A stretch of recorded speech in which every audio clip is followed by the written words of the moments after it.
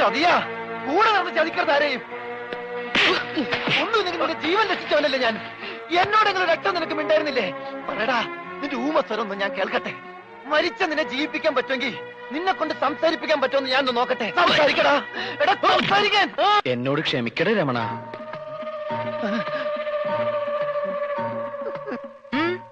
എന്താ ഇവിടെ? കണ്ടുപിടിച്ചു. എന്റെ ബുദ്ധി ഉപയോഗിച്ച് ഞാൻ എല്ലാം കണ്ടുപിടിച്ചു. ഇവൻ മിണ്ടി. ആ, അതൊക്കെ അവിടെ നിൽക്കട്ടെ. എന്താ ഇനിയും ബുദ്ധി ഉപയോഗിച്ച് വല്ലതും കണ്ടുപിടിക്കാനുണ്ടോ? ഉണ്ട്.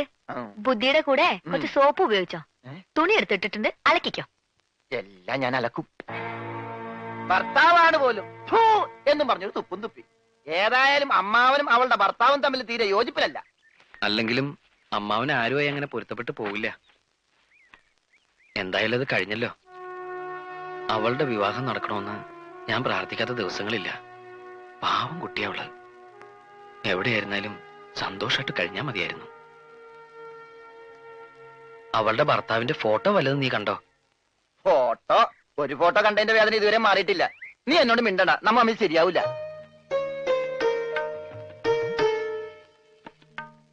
ഇപ്പൊ പ്രശ്നങ്ങളൊക്കെ തീർന്നില്ലേ?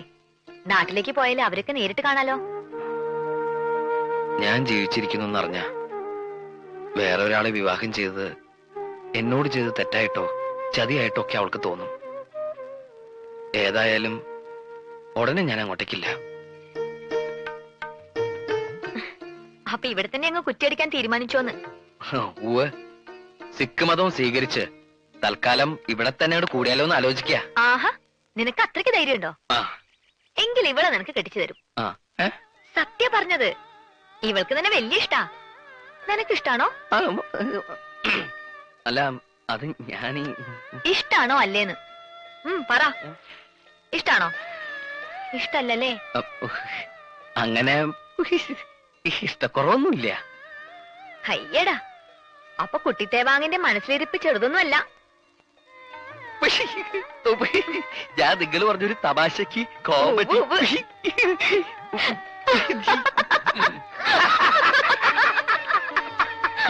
ആക്കിയതാണല്ലേ ഞാൻ ഊഹിച്ചു. എന്നെ ഇങ്ങനെ വെട്ടിലൊന്നും വീഴ്ത്താൻ പറ്റില്ല. ഞാൻ എന്റെ തുണി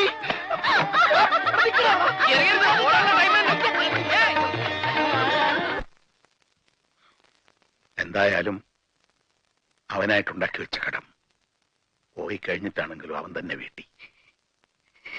പക്ഷെ ഒരു കടം മാത്രം ബാക്കിയായി.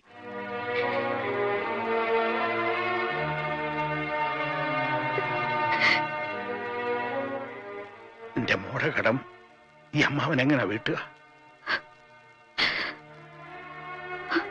നിനക്കും വേറൊരു ജീവിതം വേണമല്ലോ. കഴുത്തിലൊരു ചരട് കെട്ടിയില്ലെന്നല്ലേ ഉള്ളൂ. കുട്ടിക്കാലം മുതൽ മനസ്സിൽ കൊണ്ട് നടന്നല്ലേ.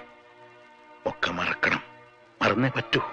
ശ്രമിക്കാഞ്ഞിട്ടല്ല, കഴിയുന്നില്ല അമ്മാവ. ജീവൻ പോയാലും മനസ്സിൽ നോണ്ടിട്ട് പോവില്ല. എന്നാലും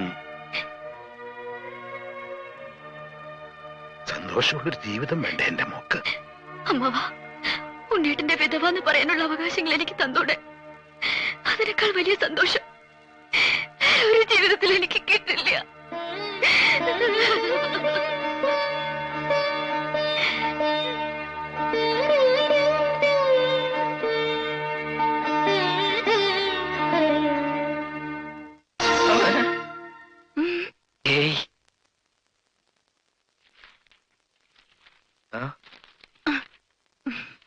എരിയുന്ന കരളിന്റെ കനലുകൾ തിരയുന്ന സുഖം സുഖം എവിടെ? കൊള്ളാലോ. ഇതാരെ കുറിച്ചാ? എന്നെ കുറിച്ചോ? നിങ്ങൾക്കൊരു കവിത എഴുതാനെങ്കിലും എന്നെ കൊണ്ട് പ്രയോജനം ഉണ്ടായല്ലോ. എന്താ ഇപ്പൊ ഇങ്ങനൊരു അഭ്യാസം?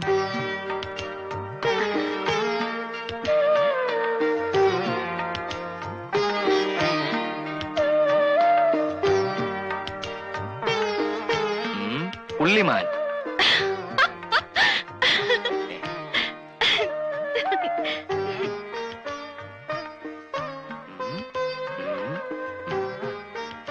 ഇനി കൊരങ്ങായിരിക്കൂ. എന്നെ കൊരങ്ങെന്ന് വിളിക്കൂ. ഏയ്,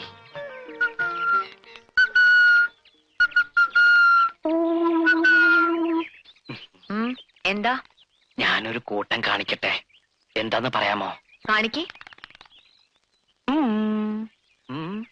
ദേ, നിനക്ക് കുറച്ച് കൂടുന്നുണ്ട്. വേഷം കെട്ട് എന്റെ അടുത്ത് വേണ്ട.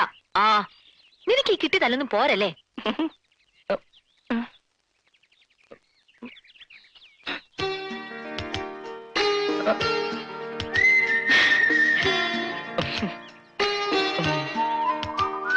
ഇതെന്ത് പണ്ടാറാണാവോ? കണ്ടുപിടിച്ചിട്ട് എന്നെ കാര്യം. ആഹാ. ഐ ഞാൻ എല്ല്, ഞാൻ എല്ലനാന്നാ. അയ്യേ യു, എന്റെ എല്ല് ഊരുന്ന. അതാവില്ലല്ലോ. ഐ എൽ യു, ഇലു. ഇലു ഇലു ക്യാ ഹേ? ഐ ലവ്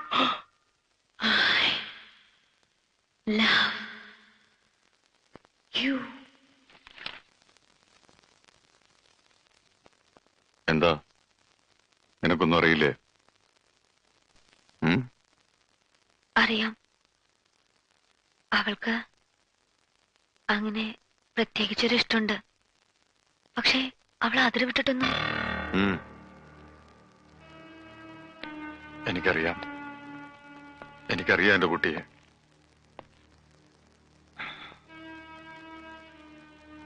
അവൻ ഗംഗാധരന്റെ ആരാന്നാ പറഞ്ഞത്? അത് അനന്തരവൻ.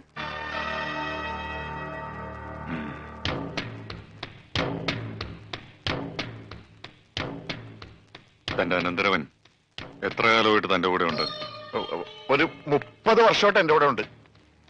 അപ്പോ അവൻ എത്ര വയസ്സായി? ഒരു 27-28, അതിൽ കൂടില്ല.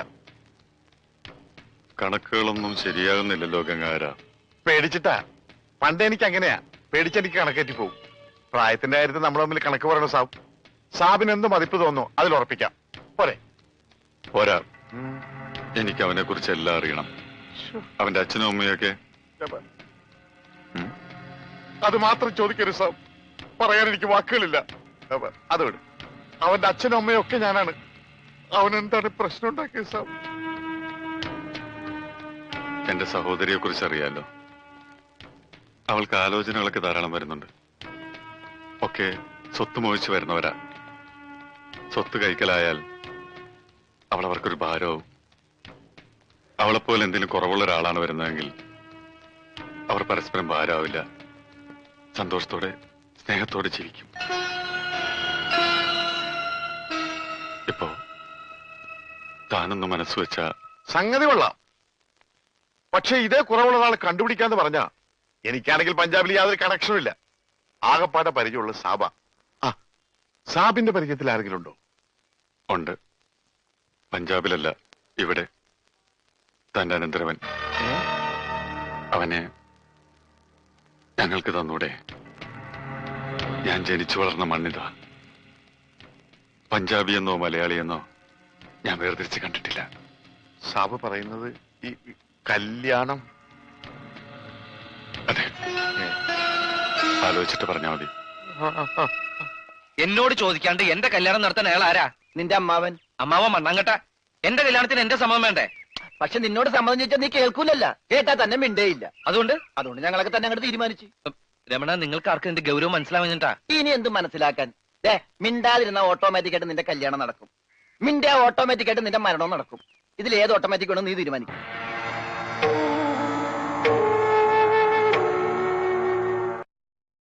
ആലോചിക്കാനൊന്നുമില്ല. ഇത് ശരിയാവില്ല. ഈ ബന്ധം നമുക്ക് ചേരില്ല. എവിടെ നിന്നോ വലിഞ്ഞു കയറി വന്നൊരുത്തൻ. അവനെയാണ് ഇത്രയും കാലം കാത്തിരുന്ന് പൊന്നാര പെങ്ങൾക്ക് കണ്ടുപിടിച്ചത്. അവളെ മനസ്സിലാക്കാനും സ്നേഹിക്കാനും കഴിയുന്ന ഒരാൾ. അതിനപ്പുറത്തേക്കൊന്നും ഞാൻ ചിന്തിക്കുന്നില്ല. സ്നേഹിച്ചാൽ മാത്രം മതിയോ? ജീവിക്കട്ടെ. അവൾക്കോ സംസാരിക്കാൻ കഴിയില്ല.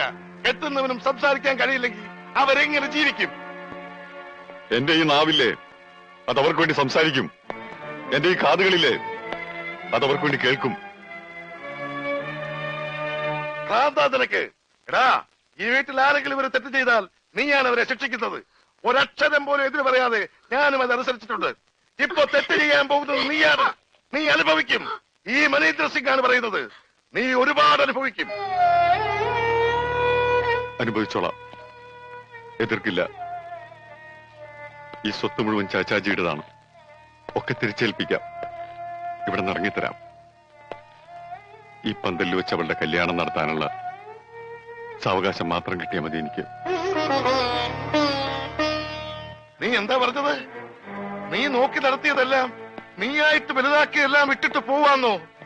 ഈ സ്വത്തുക്കളെല്ലാം കിട്ടിയിട്ട് കിഴവൻ എന്തിനാടാ? നിന്നെക്കാൾ വലിയൊരു സ്വത്ത് എനിക്ക് വേറെ ഏതാ ഉള്ളത്?